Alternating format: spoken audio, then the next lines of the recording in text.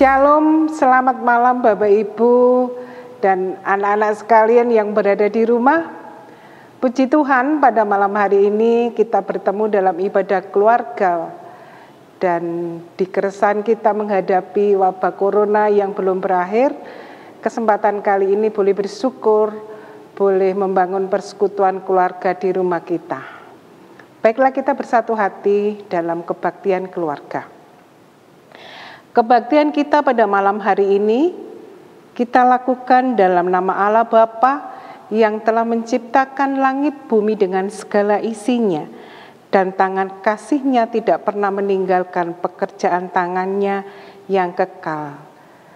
Anugerah damai sejahtera Bapa Yesus Kristus senantiasa menyertai kita semua. Amin. Kita pujikan Kidung Jemaat nomor 3, Kami Puji dengan Riang.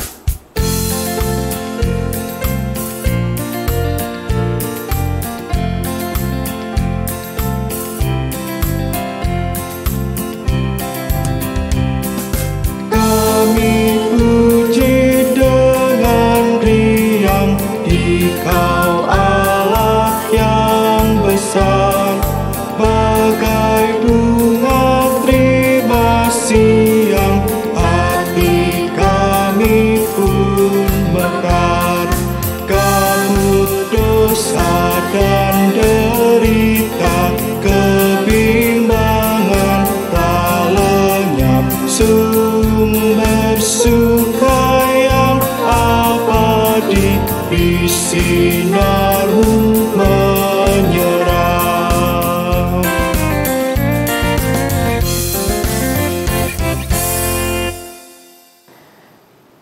Bapak Ibu Saudara kekasih Tuhan, mari kita membaca firman Tuhan dan juga akan mendengarkan taburan firman-Nya.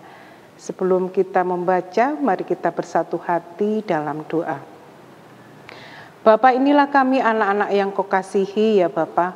Kami mengucap syukur akan kasih penyertaan-Mu kepada kami, sehingga pada malam hari ini Engkau boleh berkenan memberikan kesempatan kepada kami untuk membangun persekutuan keluarga. Pada malam hari ini Engkau memberikan kepercayaan kepada saudara kami, Penatua Wahyudi Darmawan, untuk menyampaikan berita sukacita kepada kami. Urapan kasih-Mu selalu ada, sehingga apa yang beliau sampaikan pada malam hari ini ya Bapa, boleh kami mengerti, boleh kami pahami, dan akhirnya kami memberlakukan firman itu dalam meniti hari-hari bersama-Mu. Terima kasih ya Bapa, dalam nama Tuhan kami Yesus Kristus kami berdoa. Amin. Bacaan kita pada malam hari ini terambil dari 2 Raja-Raja pasal 2 ayat 1 sampai yang ke-18. Demikian firman-Nya. Elia naik ke surga. Menjelang saatnya Tuhan hendak menaikkan Elia ke surga dalam angin badai, Elia dan Elisa sedang berjalan dari Gilgal. Berkatalah Elia kepada Elisa, "Baiklah, tinggal di sini, sebab Tuhan menyuruh aku ke Betel." Tetapi Elisa menjawab, "Demi Tuhan yang hidup dan demi hidupmu sendiri, sesungguhnya aku tidak akan meninggalkan engkau." Lalu pergilah mereka ke Betel. Pada waktu itu keluarlah rombongan nabi yang ada di Betel mendapatkan Elisa. Lalu berkatalah mereka kepadanya, "Sudahkah engkau tahu bahwa pada hari ini tuanmu akan diambil daripadamu oleh Tuhan terangkat ke surga?" Jawabnya, "Aku juga tahu, diamlah."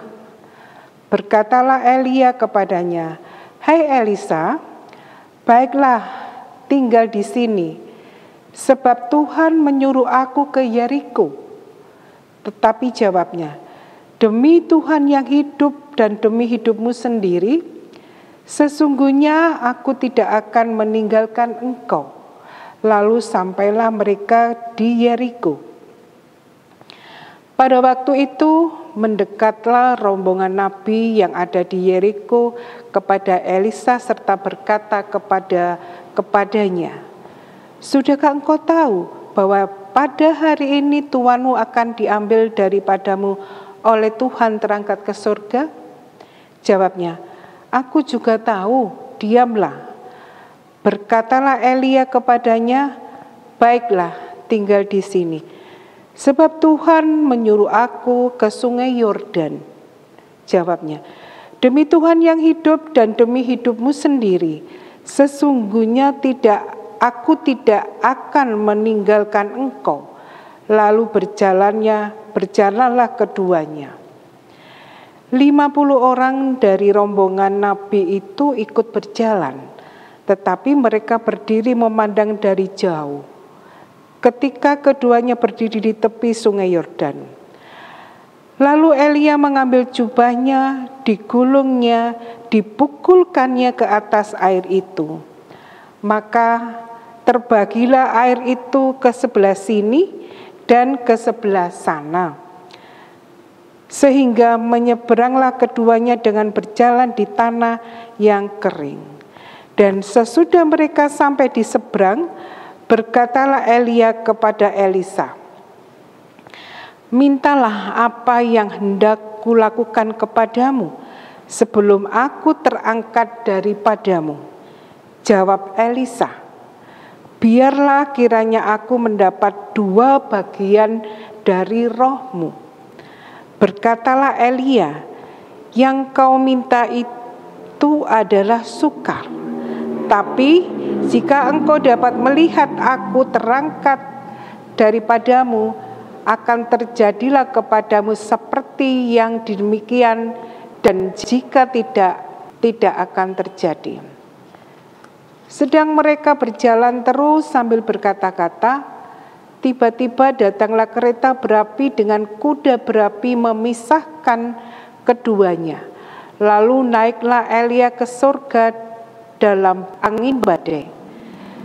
Ketika Elisa melihat itu, maka berteriaklah ia, Bapakku, kereta Israel dan orang-orangnya yang berkuda." Kemudian tidak dilihatnya lagi. Lalu direngutnya pakaian dan dikoyakkannya menjadi 2 koyakan. Sesudah itu dibungkutnya jubah Elia yang telah terjatuh. Lalu ia berjalan hendak pulang dan berdiri di tepi sungai Yordan. Ia mengambil jubah Elia yang telah terjatuh itu, dipukulkannya ke atas air itu sambil berseru, "Di manakah Tuhan Allah Elia?" Ia memukul air itu, lalu terbagi ke sebelah sini dan ke sebelah sana, maka menyeberanglah Elisa. Ketika rombongan nabi yang dari Yeriko itu melihat dia dari jauh, mereka berkata, "Roh Elia telah hinggap pada Elisa." Mereka datang menemui dia, lalu sujudlah mereka kepadanya sampai ke tanah. Mereka berkata, "Coba lihat, di antara hamba-hambamu ini ada 50 orang laki-laki, orang-orang tangkas. Biarlah mereka itu pergi mencari tuanmu. Jangan-jangan ia diangkat oleh Roh Tuhan dan dilemparkannya ke atas salah satu gunung atau ke dalam salah satu lembah." Elisa menjawab, "Janganlah suruh pergi." Tetapi ketika mereka mendesak-desak dia sampai memalukan, maka berkatalah ia, "Suruhlah pergi." Mereka menyuruh 50 orang. Orang-orang ini mencari 3 hari lamanya, tetapi tidak bertemu dengan Elia. Ketika mereka kembali kepada Elisa yang masih tinggal di kota Yeriko, berkatalah ia kepada mereka, "Bukankah telah kukatakan kepadamu, jangan pergi?" Keluarga-keluarga yang dikasihi Tuhan, pada malam hari ini tiba saatnya kita akan bersama-sama merenungkan sebagian dari firman Tuhan yang telah kita baca bersama-sama tadi dari kitab 2 Raja-Raja pasal 2 ayatnya yang pertama hingga ke-18. Renungan kita pada malam hari ini akan saya beri judul Setia. Bapak, Ibu, Saudara, dan anak-anak yang terkasih, Aristoteles, seorang ahli filsafat Yunani kuno, pernah mengatakan, pada saat kita mengalami keberhasilan, maka teman-teman kita akan tahu siapa kita sebenarnya. Tetapi pada saat kita mengalami kegagalan, kita akan tahu teman seperti apa yang kita miliki. Karena biasanya pada saat kita berhasil, kita mengalami kesuksesan, populer, maka akan ada banyak orang yang mengikuti kita. Dan itu adalah suatu hal yang wajar. Tidak heran jika ada seorang yang punya kedudukan, apalagi kaya, dan ada keuntungan yang bisa didapatnya, maka banyak orang yang berlomba-lomba untuk mendatanginya. Tetapi kesetiaan seorang atau seorang teman diuji pada saat orang lain mengalami kegagalan, pada saat orang lain mengalami keterpurukan, dan pada saat orang lain tidak berdaya sama sekali. Disitulah kita akan bisa membedakan siapa sebenarnya teman sejati, sahabat setia, atau kawan yang hanya mementingkan dirinya sendiri. Bapak, Ibu, Saudara, dan anak-anak yang mengasihi Tuhan, masih berhubungan dengan renungan ibadah keluarga pada hari Rabu seminggu yang lalu, bahwa menikmati kehidupan yang diberkati merupakan kebanggaan dan kerinduan setiap orang percaya, karena diimani bahwa hidup adalah anugerah Tuhan. Maka setiap apapun yang terjadi di dalam kehidupan kita, maka selalu bersyukur dalam keadaan apapun sudah seharusnya disampaikan kepada Tuhan. Sudah selayaknya kita bersyukur kepada Tuhan sebagai ungkapan iman dan rasa terima kasih sebagai tanda kesetiaan. Orang yang setia tidak sama dengan orang yang baik dan hebat. Orang yang baik dan hebat bisa banyak ditemui. Namun orang yang setia, terutama di kala susah, sangatlah jarang ditemui. Ibarat pohon yang butuh waktu yang lama untuk berbuah, demikian juga kesetiaan hanya akan teruji oleh perjalanan waktu. Apa yang tampak baik hari ini, belum tentu tetap baik di kemudian hari. Sebaliknya, apa yang tampaknya kurang baik hari ini, bisa saja menjadi emas yang mulia di kemudian hari. Bapak, Ibu, Saudara, dan anak-anak yang terkasih di dalam Tuhan Yesus, itulah yang terjadi atas hidup Elisa. Pada saat Tuhan hendak mengangkat Elisa ke surga, Tuhan bisa saja memilih salah satu dari 50 nabi yang mengikuti Elia dan Elisa. Atau bisa saja Tuhan memanggil atau mengambil salah satu rombongan nabi yang mereka temui di Yeriko atau di Betel, atau nabi yang jauh lebih populer dan terkenal di seantero Israel. Namun Tuhan mempercayakan Elisa untuk melanjutkan tugas pelayanan Elia. Bahkan Elisa memperoleh pengurapan luar biasa untuk melakukan perkara-perkara yang lebih dahsyat yang pernah dilakukan oleh Elia. Padahal kita tahu pada saat Elia menemukan Elisa, ia bukanlah seorang yang hebat, apalagi terkenal. Elia memilih Elisa yang merupakan seorang petani yang sedang membajak dengan 12 ekor lembunya. Tetapi Elia tidak salah pilih. Elia memilih Elisa yang setia, yang fokus pada panggilannya. Tidak sekalipun Elisa meninggalkan Elia ataupun melepaskan perhatiannya dari Elia selama pelayanannya. Inilah gambaran hamba yang kesetiaannya telah teruji oleh waktu, yang berhasil muncul sebagai emas. Sama dengan pengorbanan Tuhan Yesus di kayu salib, yang merupakan bukti kesetiaan terbesar dalam sejarah. Meski dia sering ditolak, dicemooh, dan banyak orang menginginkan kematiannya, Yesus tetap setia kepada Bapanya sampai akhir dengan misi untuk menyelamatkan umat manusia. Karena kasih-Nya yang begitu besar dan begitu tulus, Yesus rela menanggung derita bagi banyak orang. Kesetiaan inilah yang diteladankan oleh Yesus kepada kita semua. Kita yang tadinya tidak setia, tetapi oleh kesetiaan Tuhan, kita diubahkan menjadi pribadi-pribadi yang sangat setia dan rindu membalas cinta kasih Tuhan. Bapak, Ibu, dan saudara kekasih Tuhan, kesetiaan berbicara tentang keteguhan hati, berbicara tentang kepatuhan atau ketaatan. Kesetiaan membuat seorang bersabar menanggung beban apapun yang datang di dalam hidupnya.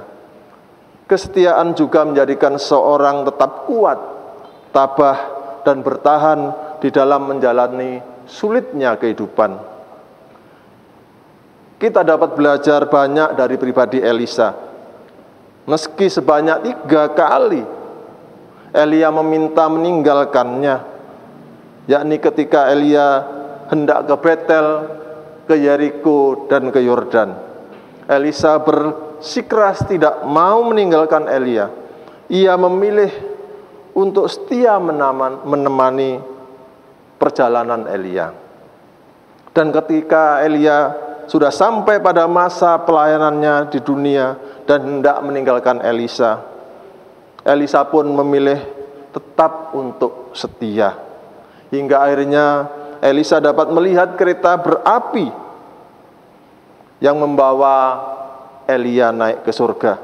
Dan sekaligus permohonannya terkabul dengan mendapatkan 2 bagian dari roh Elia. Elisa tidak mementingkan dirinya sendiri, tetapi dia menunjukkan bahwa dirinya adalah teman sejati dan sahabat yang setia bagi Elia di tengah-tengah umat Tuhan. Bapak, Ibu, saudara, dan anak-anak yang mengasihi Tuhan, di akhir zaman ini kesetiaan memang mahal harganya. Begitu sulit kita mendapatkan seseorang yang benar-benar setia, padahal kesetiaan merupakan sifat yang bernilai tinggi di mata semua orang. Orang yang setia akan selalu dapat dipercaya. Orang yang setia dapat bertanggung jawab, jujur, dan mau bekerja keras dalam melakukan pekerjaannya. Dalam segala lini kehidupan, orang-orang yang setia tentunya akan sangat berperan. Misalnya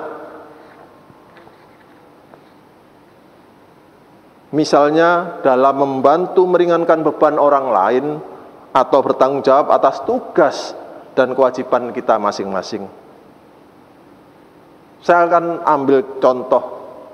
Sebagai karyawan, Belajarlah untuk setia dalam tiap hal yang dipercayakan pimpinan kepada kita. Bila kita seorang pelajar, belajarlah juga setia mengerjakan bagian kita, baik terhadap guru maupun orang tua yang telah berjerih lelah menyekolahkan kita. Jika kita seorang suami, setialah juga kepada istri kita. Jika kita sebagai anak, setialah kepada orang tua, supaya dengan kesetiaan itu nama Tuhan dipermuliakan. Lalu, mengapa harus setia? Sebab sifat setia sangat memuliakan nama Tuhan. Kesetiaan seseorang menunjukkan bahwa ia adalah seorang yang takut akan Tuhan. Dan jika sampai hari ini kita belum dapat berlaku setia atas tugas dan panggilan kita, mari kita datang segera kepada Tuhan Yesus. Yakinkan bahwa Dia akan menolong dan memulihkan kita dengan kasih-Nya, sehingga kita dimampukannya untuk menjadi pribadi yang setia serta senantiasa memuliakan nama Tuhan dengan kesetiaan kita itu. Mari kita belajar setia, meski tidak ada orang yang tahu atau memperhatikan apa yang sedang kita alami. Walaupun banyak tantangan dan ujian, jangan menjadi lelah dan kecewa, apalagi lemah. Tetapi setia mengerjakan apa yang telah dipercayakan Tuhan kepada kita. Karena kita yakin Tuhan sedang mengerjakan suatu pekerjaan yang besar di dalam hidup kita. Selalu ada upah bagi orang-orang yang setia. Karena itu kita harus setia dimanapun Tuhan menempatkan kita. Mari Bapak Ibu kita perhatikan Mazmur pasal 18 ayat yang ke-26 dan Wahyu 2 ayat 10c yang demikian. Terhadap orang yang setia, engkau berlaku setia. Terhadap orang yang tidak bercela, engkau berlaku tidak bercela. Mazmur 18 ayat 26. Dan selanjutnya, hendaklah engkau setia sampai mati, dan aku akan mengaruniakan kepadamu mahkota kehidupan. Wahyu 2 pasal ayat yang 10c. Maka Bapak Ibu, Saudara dan anak-anak yang terkasih, sebelum renungan ini saya akhiri, mari bersama kita mengikrarkan pengakuan yang demikian. Aku akan belajar setia kepada Allah, karena hanya orang yang setia sampai mati yang akan menerima mahkota kehidupan. Tuhan Yesus akan menguatkan dan memampukan kita. Amin.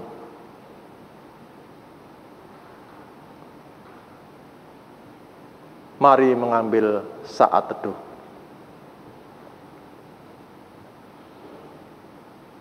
Ya Allah yang Maha Kasih, saat ini kesetiaan mulai diragukan akan nilainya di tengah-tengah kehidupan karena berbagai keinginan, sehingga muncul ketidaksetiaan, egoisme, dan kepentingan diri kami.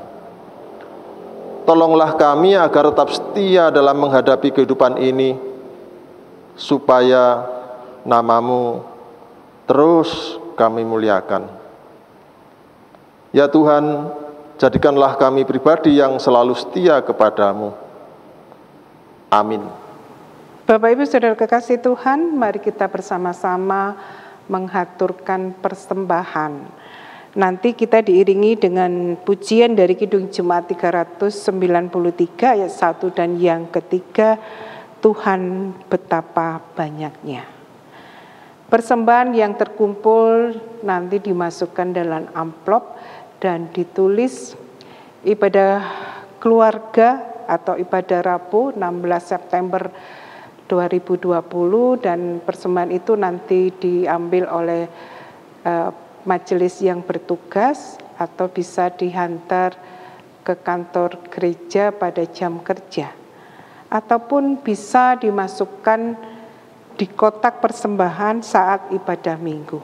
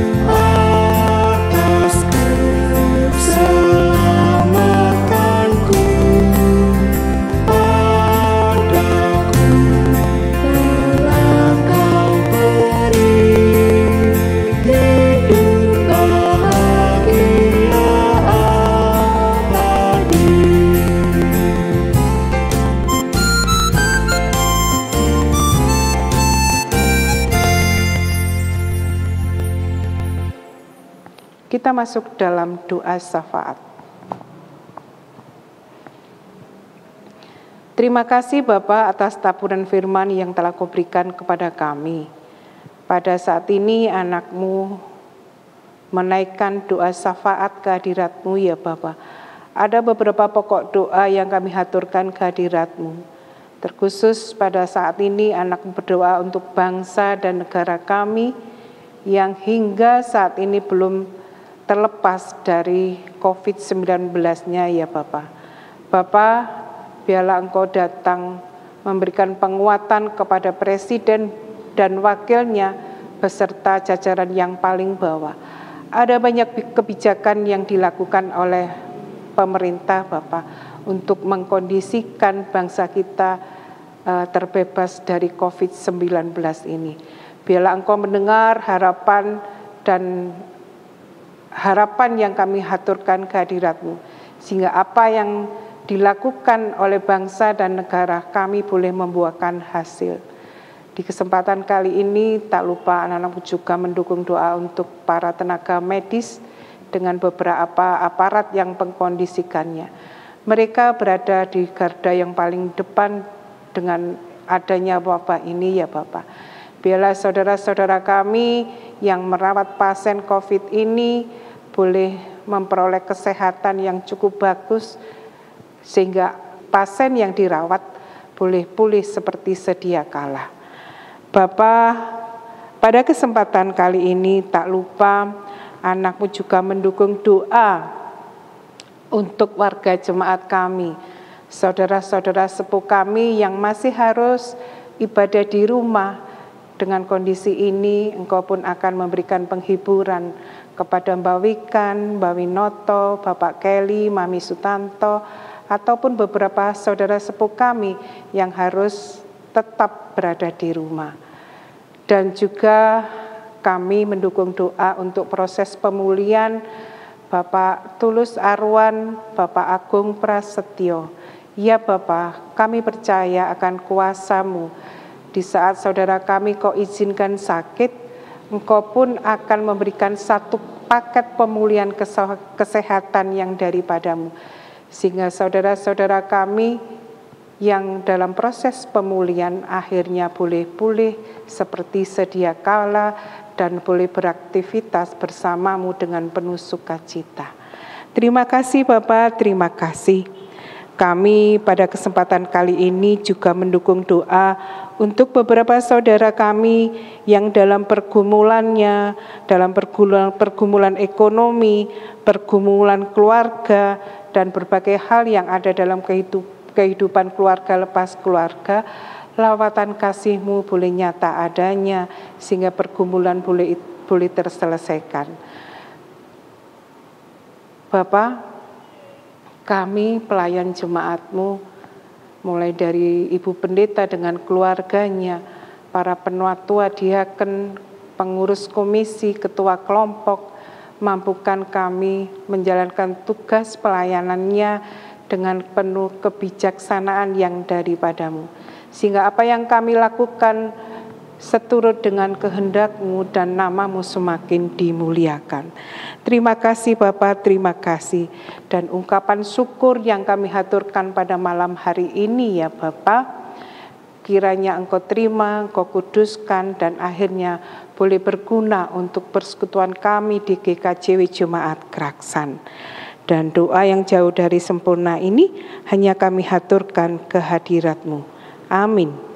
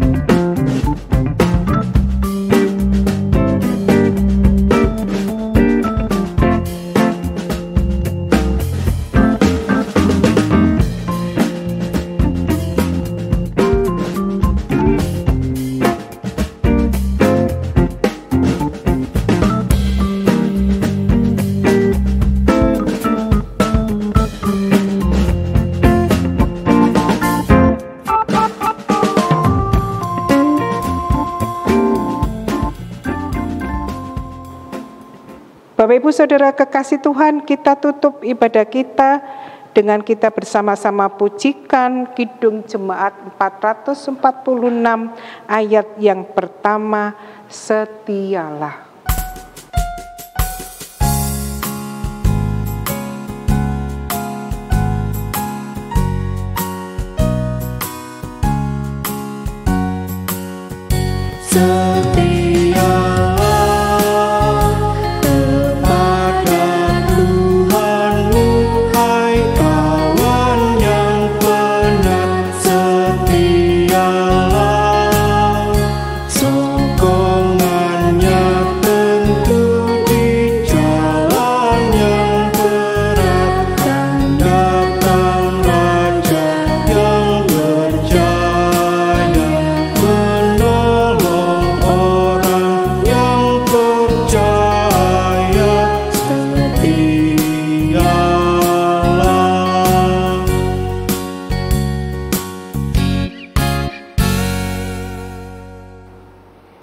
Bapak Ibu, Saudara dan anak-anak yang dikasihi Tuhan, Mari sebelum semuanya ibadah ini kita selesaikan, kita memohon berkat kepada Tuhan. Mari kita kembali dalam keseharian kita dan terimalah berkat dari Tuhan. Damai sejahtera Allah yang melampaui segala akal, kasih setianya yang telah ditunjukkan dalam penebusan Kristus Yesus Tuhan, dan pertolongan Roh-Nya yang kudus akan selalu menyertai hidup kita saat ini hingga selama-lamanya. Amin.